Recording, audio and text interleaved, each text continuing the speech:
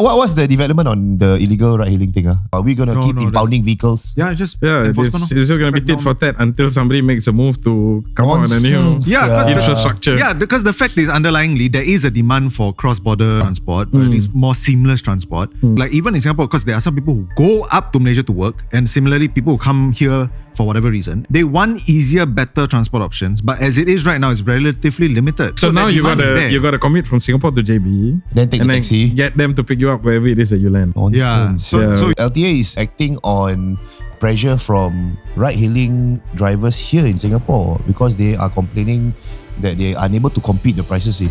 Yes. So LTA, of course, you got to act to the interest of Singaporeans. Regulate it. Yeah, level the playing field. So if you want to say a Malaysian registered vehicle wants to come into Singapore to pick up somebody, can. Then you have to pay for the license. When they pay for the license, it's going to level up the rate that a consumer gets. The price becomes a lot more competitive for locals as well. I mean, there are ways of doing it. There should be the reciprocal arrangement there such that our PHV guys can pick up from Singapore and send to Johor, or you could leave it to market forces, right? The PHV company in Singapore should tie up with the PHV company in Johor. Right. Singapore take from airport, go all the way Gelang Patah, drop, transfer, finish. What? That's why. Every year we ask this question, do you watch the National Day Rally? Yes lah. Yeah. So watching bits and pieces. I didn't have the stamina to watch everything. Right. It was pretty long actually. Lawrence Wong's Malay got better. I think he practiced that speech, I think. Yeah. I also heard that the Chinese was a little bit better also. I didn't watch the mother tongue ones. I only watched the English. Our iftar was kind of like, it wasn't mentioned, but it was suggested. Not by name lah, but it was. Yeah, why? Why? Say No, it's good lah because it's something good. Or why don't I say the say word plan B? I was at the plan B iftar. Not so bad, right? I mean, he's already given us the I guess in essence honor, right? Of being the first podcast to interview him. True. Okay, he didn't mention that. He didn't mention that, but I mean, it's on the news. It's public knowledge. So. I know we're doing this not for PM's validation anyway. That's true. That's for the benefit of our community. There's some quick points that he mentioned in his NDR. But what are the sentiments surrounding from your bubble? It's true. Everyone's in our own bubble. Yeah. We are past that stage. Are they impressed? Or they're like, No, it was boring. I mean, that is the your circle very hard to impress. Yeah, it's true. I'm not gonna deny that. You are an eternal pessimist. I think. I feel. I am. What about your conservative WhatsApp circles? I think everybody happy, very calm. They're like, baik, or they're like, sudah, wayang. Oh no, nobody said that. Everybody in my circles, people are very happy with the peace and the calm. It's like, no massive issues. So he basically just said what I said. Yeah. My circles in a very positive way. But in a positive way, yes. Yeah. My circles were taking several points and using it to wage online war with netizens from Malaysia. Oh, really? Alamak. Yeah, because right now, if you were on my threads algorithm, right, it's more of like the Ron 95 issue, the shoebox apartment arguments. Right. Singaporeans Singaporean Malay Muslims are more liberalistic in their approach of practicing Islam. I really don't understand why that's an insult. Doesn't matter. It doesn't matter. It's just water under the bridge. It's okay. But some Singaporeans were taking the fact that Prime Minister Lawrence Wong mentioned about the Islamic college is going to be built here in Singapore, and I think it's in Rocho or something like that. Yes, the SUSS campus, right? And then they shared like, look how liberal we are, but we're going to be having our own Islamic college, kind of like up yours kind of vibe. I think more pertinent in that message was the fact that the Islamic College was going to be, in a sense, paired next to SUSS.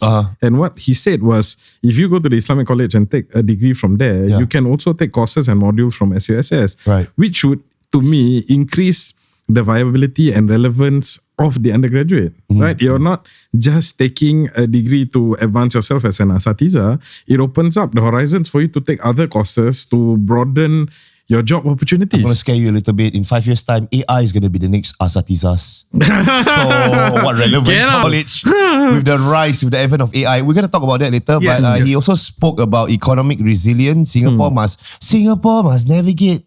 Sorry. Rising US tariffs, global fragmentation. Yep. All the standard stuff. I mean, like standard by now. We've heard of that before. Yes. So this is the thing, right? Like the fact is, the world is pretty bleak right now. Yeah, I it mean, is. I know It you're is. gonna say like, oh, it's just Darren doing. No. This time I agree. Really. It is bleak. Yeah, Okay. I saw reactions to how AI is going to be taking over 3 to 5 years time. Then Pugol. I think there was a YouTuber, Lazy Cabby, mentioned about this and how he's genuinely worried about his job. You know, he said it felt like a deja vu. Very interesting. I watched his YouTube video as a response to the NDR. He's a taxi driver, by the way, and he's mentioned that back then he used to do filing for legal companies. Yeah. Back then, and then after that, government was pushing towards digitization of filing. And they say, whatever minister say during NDR, you must listen. Must because pay Singapore attention. is really 3 to 5 years time, they will implement one. Singapore is like that one. I tell you, my whole company went bankrupt because of this. Oh, why? So after digitization happened, then the app business happened, where government agencies were now asked to create their own apps. And when that movement happened, he felt the same way right now when Prime Minister Lawrence Wong mentioned about AI. AI, yep. I don't know whether they're redesigning jobs of sorts or whatever, but it's a real thing. Like his job will be non-existent in 5 years The time. main push was essentially that we're gonna embrace AI, which shouldn't be a surprise to anyone because it's Singapore. Yep. But I mean, I think the problem was that there wasn't really any concrete assurance that jobs. Yeah, there was none. Like we don't know what the F we're gonna It's just jump we know- ourselves into. all we know is that it's gonna disrupt like crazy. But I mean, if you look at it from the perspective of being prepared in advance, you will create new jobs, what? You will create new niches. it's not a given. You're sounding just like him. No, so for example, like What jobs? Okay, so we set it like let's use the example of the law firm filing clerk. Okay. Right? If you tell yourself in 3 years we're gonna go digital, so physical paper filing is no longer gonna be relevant. Yeah. If you had that knowledge, then you could have pivoted, you could have shifted. You could say, okay, now I'm going to be a digital service bureau lah. Yeah, here's the thing. Not everybody pivots well. We are rooted in structure.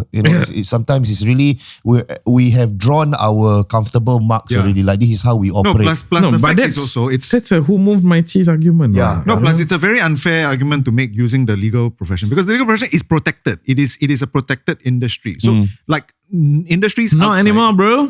No, it is still. There's to a so large many extent. foreign legal firms here practicing. Yes, but you would know that historically speaking, the industry itself was ring fenced. It was protected, and Yeah, even long till time- today, long time ago. because the court gets to decide its processes. So in a sense, you are able to ring fence to a certain extent. No. The free market is a lot more difficult because I for disagree example- entirely. Being in the industry, you are just about to enter the industry. Yeah. Local law firms are going ape shit because of the fact that there are so many foreign firms coming into Singapore. Now, these foreign firms that come to Singapore, they come and they offer salaries 5 times what local firms can afford. Right. They can buy out the creme de la creme and they don't need to make money here. Their You're just setting base here. Exactly. Their purpose in having a presence in Singapore is to say that there is a presence in Singapore. And that ripple down effect, it has created a major rift in the industry. And local law firms, large firms. How are they are still- reacting to this? Are they Yes. doing a reverse? That means they're now basing their firms overseas right now to tap on. Not as Yeah. much. No, actually, Opening there satellites lah. is a strong move towards that. I mean, I was at a few meetings in Lost IT and all that. They were looking at how Singaporean firms can now move. Indonesia, for example. No, but that's the thing. A lot of lawyers, I feel, are a bit myopic, right? When the foreign firms come to Singapore, you think about how to go to England, USA. For what? To me, for what? England, USA want us, man. Don't want what? I see. Think lah how to go to Indonesia, Thailand, Philippines. Right. That move hasn't happened. Yeah. Like I would say, never mind, we take our brand, we whatever they're doing to us, we do to, Yeah. to someone else, right? So coming back to our original thing, which was AI disruption, because you basically get to decide your own processes. Yes. Right? You were talking about clerks and filing and all this, like setting up the service bureau. Yeah. Right? We have that now. The Yes. service bureau. Yeah. Because I just used it a while back. And like the problem is now AI is threatening to come in and disrupt that as well. Yeah. So yes, you can try to think ahead lah, but the problem is because it's so unprecedented and because it's so fast. Yeah.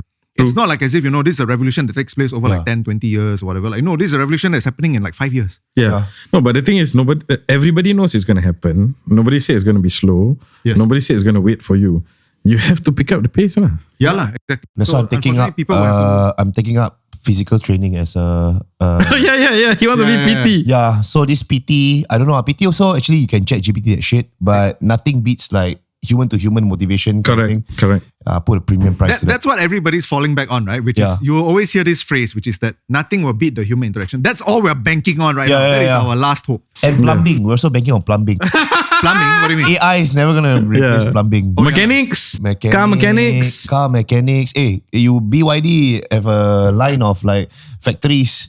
There's autonomous building machines and they turn off the lights, you know. They just like Wow, serious? They just do let it run. they're just churning, bro. So That's the scary thing about AI because it's automated. You're basically replacing humans. You're not replacing a function of humans. You're replacing humans. That's the scary thing about AI. yeah. So even podcasting. No, sorry. So I'm experimenting with AI avatars after this. So I see how lah. Okay. Vape crackdown. Vape crackdown. Big announcement. Okay. I thought it was a good announcement because it was quite. Was it knee-jerk, the reaction? I don't think so, man. Not It's quite fast, huh? In fact, if anything, that's very foresight because the problem hasn't really escalated to epidemic levels yet, Right. but it's getting there. So like they're clamping down very hard on this. But the question Any problems? because people already started to react and they're like, how are we going to differentiate now between like regular vaping and drug vaping? Because if you're gonna be like imprisoning people, jailing people on top of finding them and treating this as a drug issue, so what does this mean that if you are just a regular vapor, you're gonna be thrown in jail as well? Yes. Really? Yeah. Do it. I mean, I'm all for it. I'm all for it. To be honest, because I think that they were slow. They let the ball drop on this. But people are legitimately concerned because the fact is, we know it's already illegal, but we also know that many people still do it. So I shared a posting by Mothership recently about how MOE has kind of like shared a circular amongst teachers that if you are in possession of a vape or you are caught using it, you fired, right? You potentially can be fired. And then I shared and this tongue in cheek, I said, extend this to the rest of the uniform groups and civil service like SAF lah, SCDF lah, whatever. Then actually people from those particular places, right, DM me and mention that there are circulars amongst uniform personnel already rolling this out, like ICA or whatever. It's just not in the media yet. Yes. And in fact, recently, I don't know, there was a sharing by a listener. One person in SCDF kena fired lah because got vape lah. So I was like, wow, they're taking this really seriously.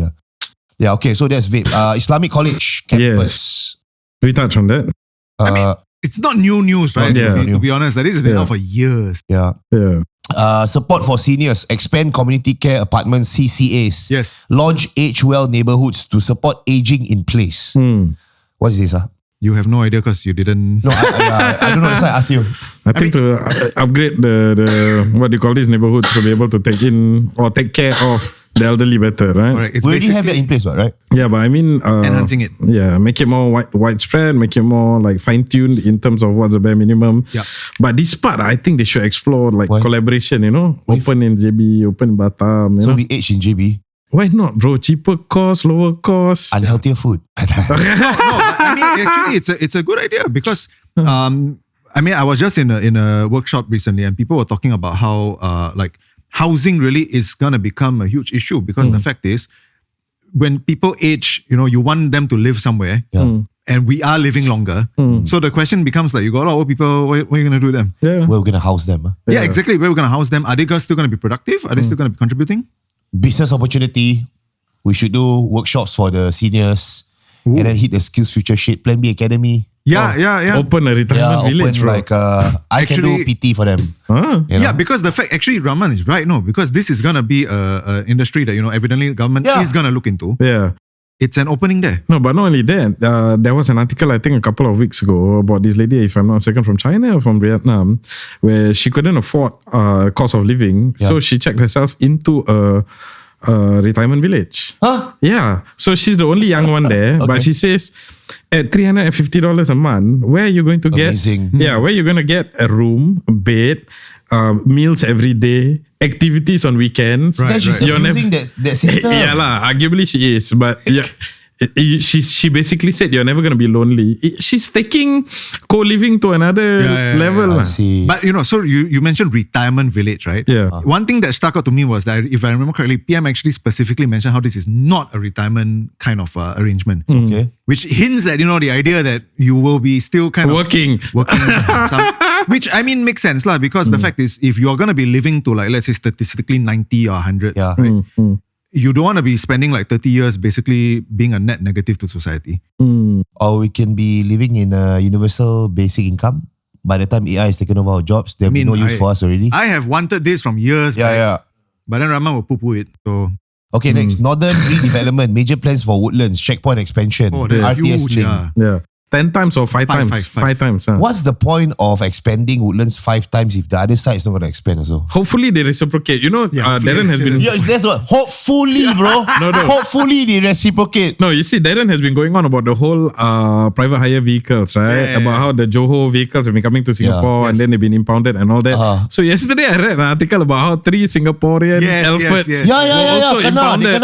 Exactly. Yeah. So It's crazy. So hopefully if we take a leaf from that book, that one you reciprocate, right? Then this one also reciprocate lah, make bigger expand lah. also lah, you know. Hey, that argument went to threats. Some Singaporeans were saying, what did they say? They said like, you want to talk about this illegal ride hailing, all this kind of shit. We never say anything, Singaporean. But then you have one stupid Singaporean go there, pump RON 95, the whole village make noise. That sort of thing lah. That's interesting to see. No. Hey, what's the development on the illegal ride hailing thing? It is. Have they come to a conclusion, or are we going to keep impounding vehicles? Yeah, just it's just going to be tit for tat until somebody makes a move to come out with a new infrastructure. Because the fact is, underlyingly, there is a demand for cross-border transport, or at least more seamless transport. And, you know, like, because I know, like, even in Singapore, because there are some people who go up to Malaysia to work, and similarly, people who come here for whatever reason. And, like, they want easier, better transport options. But as it is right now, it's relatively limited. Yeah. So, you know, LTA coming and saying we got no plans to... No, so I think you were going on and on about how the excuse is that there's an existing taxi service. LTA is only impounding vehicles that pick up passengers, Johor registered plates, pick up passengers at Changi Airport only, right? Not just Changi Airport. Homes also in potentially. Singapore lah. Shit. No, exactly, right? Because you are probably one of the people who will say like, I want a car to go there. Plan a short holiday outside. Exactly. So now you got to commit from Singapore to JB, then take the taxi, get them to pick you up wherever it is that you land. Nonsense. So you need to be one of the people telling LTA, fuck you, get your ideas act together lah. Honestly, seriously, because we are already in this century where this service already exists. I mean, move your regulations to go with the times. Exactly. No, but you know who's pushing this, right? Like LTA is acting on pressure from ride-hailing drivers here in Singapore because they are complaining that they are unable to compete the prices in... Yes. So LTA, of course, you got to act to the interest of Singaporeans. Then how? No, so they're acting to the interest of Singaporeans by basically saying, so we don't have at all. Instead of saying like, let's regulate it. Yeah, regulate, level the playing field. So if you want to say a Malaysian registered vehicle wants to come into Singapore to pick up somebody, can. Then you have to pay for the license. When they pay for the license, it's going to level up the rate that a consumer gets. The price becomes a lot more competitive for locals as well. I mean, there are ways of doing it. There should be the reciprocal arrangement there such that our PHV guys can pick up from Singapore and send to Johor, or you could leave it to market forces, right? The PHV company in Singapore should tie up with the PHV company in Johor. Right. Singapore take from airport, go all the way Gelang Patah, drop, transfer, finish. What? That's why. Plus some more, just yesterday with NDR spent so much time talking about how we want to go to SEZ. Work together, SEZ, whatever. Then you know, they should even do special lane for all these fellas. You know, every time... Special lane. Got 5 times space, got space. Right? No, I tell you guys, seriously, the situation, whether it's Woodlands or Tuas, you will see like everybody is queuing up. Whenever there's a jam, it's mad, right? And then you see these PHV guys, you know they're doing the business and you know they don't have time to wait and queue. So they'll go from the left side and they squeeze in, and then people get irritated, waiting behind. Do a lane for them lah. You know what I mean? Why not? Hey, they quite smart, no? They got network, bro. They will WhatsApp voice note. Okay, this one clear, that one clear. No, they WhatsApp okay, anyone in front not? Okay, I'm coming in. Oh, Then you slow down. So he will slow down, creating a space in front of his vehicle. Then his friend can just zoom. It's crazy. But teamwork, No, but solve it. You want greater cooperation, right? Make the lane. Everybody will be happy. Consumer happy. LTA is listening. You pay more expensive also, right? You think it's worth it? No, we can make the lane, but the lane only stops until halfway at the causeway. Then the other side also got to make the Leceh. It's leceh. But then, you know, like you're fucking taking government money, taxpayer dollar. Like fucking do the job. And it's not that simple. Because you got the tender lah, whatever lah. Yes, yes. And because then after that, after fire still not complete yet, then you end up with like an S hook kind of shit. Actually, Oh my god. plus because it's bilateral. So I mean, you're right. Actually, the bilateral part is probably the most. No, you know what? Not we should establish an independent working committee, right? With representatives from both sides. There is not, in a sense, beholden to either incumbent government. But name me one Like good that have done this before, like good luck independent of making it happen. Have we ever tried this? We a never. pilot project, never. So Never. it can never happen. Good luck sucks. making it happen. Okay, I volunteer. Okay, never mind. Yeah. Kranji, 14K homes, new MRT interchange, Sembawang revitalized shipyard space. Okay lah, these are new developments. Want to touch on it or not? Sembawang, nice, no? But they don't know what to... I mean, from the NDR, right? It seems like they don't know what they want to do with it yet. You get what I mean? They just know they're gonna develop. It can be this. I mean, what PM said was, it can be this, it can be that, Yeah, it can be it can this, be a lot it can be of that. But what I know, it'll be nice lah. Yeah. Like I look at it like the Punggol development, you know, where there's like a shipyard in front and all that. Right, But that place is a bit hot, but nice. There's a waterfront. Yeah. Everywhere in Singapore is hot. Doesn't matter where you Oh go. my God. True. We must be a we first society. We first. Okay, rallying call for collective spirit. What's that? No, that means you cannot be individualistic lah. You need to think of your interests. You must. I mean, it's a given. We all know that. We are quite a collectivistic society. I mean, we often We are fragmented society. I think they must bring back lah, bro. You know, last time all the charity elephant, courtesy lion, all these things must bring back, from bro. a branding perspective, a lot of old logos are coming back. Yeah.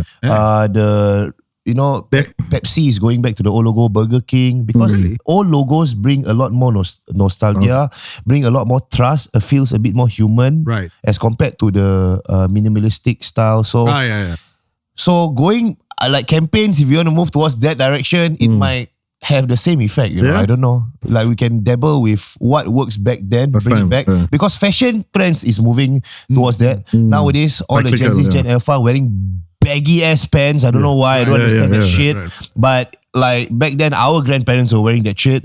So a lot of old fashion coming back. Old kind of music. They want to like what do you call it? Like the music consumption. I see people, the younger ones, they don't want to be on Spotify or whatever. They don't want to be a slave to the algorithms.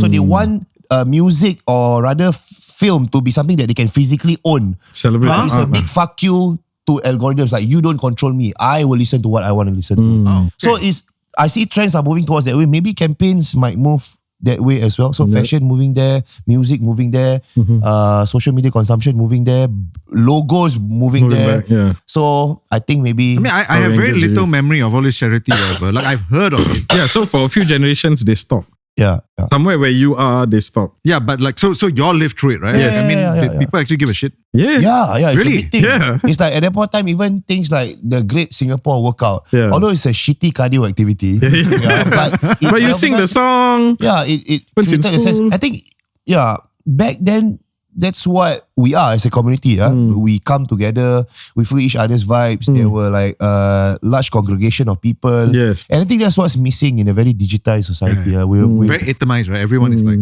I mean, yes, we are connected, but we are physically very distant. That has always been like the biggest criticism of the internet age. So you remember when we interviewed KJ last time? Then he said Singapore always has this like kanchong attitude. Yes. Right? I feel like that kanchong attitude has not been honed in the right way. So like last time when we have all of this campaign lah, these large group activities or what lah, that like either is I don't want to lose or the FOMO or whatever, that kanchong spirit was in a sense channeled to like group collective benefit lah. But now don't have. No, government should really open their eyes, because if you see a lot of ground up initiatives are taking place in Singapore. As simple as like in the fitness scene, you see run clubs sprouting all over the place. Like I feel this is a good movement. Like if government can come in, give some additional support, make this into actually a national kind of thing. Yeah, because I think for the longest time they have left this to the people to actually do it. Yeah, but you see the problem with that, right, is that when government comes in, like if it's government coming in to support, yes, good. The problem with a lot of government types is they like to come in, they don't Take support. over. They come in and take Control. over. Yeah, that part they got to change. Exactly. They got to change.